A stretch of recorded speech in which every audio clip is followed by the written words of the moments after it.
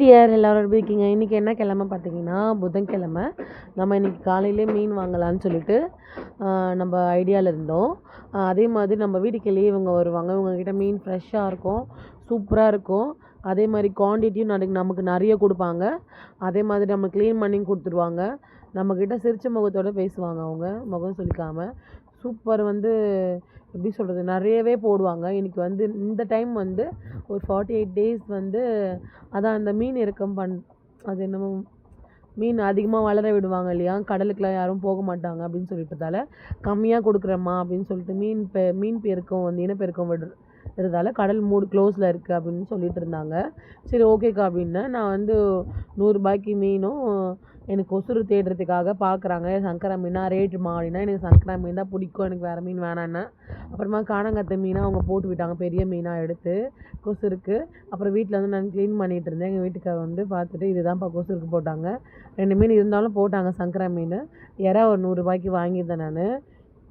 நான் முருங்கைக்காய் உருளைக்கிழங்குலாம் போட்டு எறா குழம்பு வச்சுட்டு மீன் ஃப்ரை பண்ணிடலாம் அப்படின்னு சொல்லிட்டு இந்த மீனும் கொசுறு போட்டாங்க. இந்த மீன் ரொம்ப சாஃப்டாக, அது நாக்கு மீன் மாதிரி இருக்கும் இல்லையா, அதுதான். பட் அது பேர் நான் கேட்கல. சரி ஓகேன்னு சொல்லிட்டு ஒரு மொத்தமே சேர்த்து ஒரு 14 மீன் அந்த மாதிரி இருந்துச்சு. க்ளீன் பண்ணிட்டேன். அவங்க க்ளீன் பண்ணி கொடுத்தாங்க. நம்ம பெறால் மட்டும் எடுக்கிற மாதிரி இருந்துச்சு. ஓகே சொல்லிட்டு எடுத்தாச்சு. எல்லாத்தையும் க்ளீன் பண்ணிகிட்டு இருந்தேன் ஆல்மோஸ்ட். அதுக்கப்புறமா சாப்பாடு செய்ய ஆரம்பிச்சிட்டேன். பாப்பா நடுவில் எனக்கு பூஸ்ட் வேணும் அப்படின்னு சொன்னான். சரி ஓகே சொல்லிட்டு பூஸ்ட்டு சக்கரெலாம் போட்டு பால் ஊற்றி கொடுத்துட்டேன். அவள் வேலையை பார்த்துட்டு அவள் இருந்துட்டா. அதுவும் நம்ம சமைக்கிற வேலை வேறு என்ன வேலை, கிச்சனில் இருந்தாலும் நம்ம 10 வாட்டி குளிக்கலாம் போல இருக்குது. அந்த மாதிரி ஸ்வெட் ஆகிட்டே இருக்குது. சரி ஓகே, ரொம்ப ஷேடோ அடிக்குது பாருங்களேன், அந்த விண்டோவிலேருந்து ரொம்ப வெளிச்சம் அடிக்குது, அந்தளவுக்கு வெயில் அடிக்குது. சரி ஓகே சொல்லிட்டு நம்ம வேர்த்தி போயிட்டே தான் இருக்குது. தொடச்சி நம்ம சமைச்சிட்டு தான் இருந்தோம். இப்போ நம்ம என்னங்கன்னா எறா குழம்பு வைக்க போகிறோம். கடாயில் எண்ணெய் ஊற்றி கடுகுலாம் போட்டு வெங்காயம்லாம் நான் உரிச்சிட்ருக்கேன். நான் எப்பவுமே எல்லாத்தையும் அரைஞ்சி வச்சுட்டு செய்ய மாட்டேன். சம்டைம்ஸ் அது பண்ணுவேன். பட் ரெகுலராக எப்போவுமே எண்ணெய் வச்சு பற்ற வச்சதுக்கப்புறம் எண்ணெய் ஊற்றதுக்கப்புறம் தான் டக்கு டக்குன்னு நறுக்கி அப்படி அப்படியே போட்டு சீக்கிரமாக செஞ்சு முடிச்சுடுவேன். ஆல்மோஸ்ட் இப்போ எல்லாமே போட்டாச்சு. அதெல்லாம் இப்போ ஆனியன் போடணும் நம்ம. சரி ஓகே, இன்றைக்கி ஒரு நாளாவது நம்ம சீக்கிரமாக சமைக்கலச்சு சாப்பிட்லான்னு பார்த்தா கூட எப்படி இருந்தாலும் 2-2:30 ஆகிடுதுப்பா நம்ம சாப்பிட்றதுக்கு மட்டும். காலையும் நம்ம சாப்பாடு இல்லாமல் பட்னியாக கிடக்குறோம், மதியமும் 2:30 மணிக்கு சாப்பிட்றோம். ஒரே போர் அடிக்குது. அதே டைமாக தான் நம்ம சாப்பிட்ற மாதிரி இருக்குது. நம்மளை பிள்ளைங்கள பார்த்துட்டு ஹஸ்பண்டை பார்த்துட்டு நம்மளை பார்த்துக்க யாருமே இல்லை. நம்மளே தான் பார்த்துக்கணும் போல இருக்குது.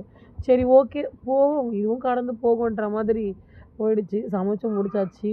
இப்போ எங்கள் வீட்டுக்காரர் சாப்பிட்றதுக்கு வந்துட்டாங்க. சரி ஓகே, நம்ம சாப்பாடு அவங்களுக்கு போட்டுடலாம், பரிமாறுறது பார்க்கலாமா. இப்போ என்னென்ன இருக்குது பார்க்குறீங்களா? தண்ணி 2 சொம்பில் எடுத்து வச்சுட்டேன். சுட சுட சாப்பாடு தான் ரொம்ப சூடாகவே இருக்குது. அதுதான் நான் கொஞ்சம் விசன்னா மாதிரி போட்டேன் சாப்பாடு. ஏன்னா அப்போ தான் கொஞ்சம் ஆறும் இல்லையா, அதனால் சரின்னு சொல்லிட்டு சாப்பாடு அள்ளி போடுவோன்ட்டு அள்ளி போட்டுட்ருந்தேன். எண்ணெயெல்லாம் எடுக்க வேண்டாம் வீடியோ, என் முகம் கருப்பாயிடுச்சு நான் வெயிலில் போயிட்டு வந்தாலும் சொல்லிட்டு அவன் முகம் காட்டல. சரி ஓகே அப்படின்னு சொல்லிட்டு லாஸ்ட்டாக நான் பாய் பாய் சொல்லி முடிச்சிருப்பேன். சரி சாப்பாட்டை போடுவோம்னு சொல்லிட்டு சாப்பாடு போட்டுருந்தேன். அது விசன்னா பால் போட்டு நடுவில் வேறு பாப்பா வேறு மிச்சியாக வேணும் அப்படின்னு சொல்லிட்டு இருந்தா. சரி அவளுக்கு ஒன்று எடுத்து கொடுத்துட்டு அதெல்லாம் நான் காட்டல, ஃபிஷ்ஷு எடுத்து கொடுத்தேன்னு சாப்பிட்டா. குழம்பு செம்ம சூப்பராக இருக்குது, டேஸ்ட்டாக இருக்குது. இந்த எறா குழம்பு ட்ரை பண்ணி பாருங்கள். முருங்கைக்காவும் உருளைக்கிழங்கும் போட்டு செஞ்சு பாருங்கள். சில பேர் கத்திரிக்காய் போடுவீங்க, அது உங்களோட விருப்பம் தான். சூப்பராக டேஸ்ட் வைஸ் சூப்பராக இருந்துச்சு. நான் போய் ஆறி போய் தாங்க சாப்பிட்டேன். எவ்வளோ சூடாக இருந்தாலும் நம்ம ஆறி போய் தின்ற மாதிரி தான் இருக்குது. சரி ஓகே, அப்படியே வறுத்த சங்கரா மீன் 2 அந்த பக்கம் தள்ளிட்டு மீதியை நம்ம தள்ளிடுவோன்ட்டு எடுத்து வச்சுட்டேன். சரி சாப்பிட்டுட்டோம். சாப்பிட்றாரு, எப்படி இருக்குன்னு கேட்டேன். நல்லா இருக்கிறாரு. ஓகே.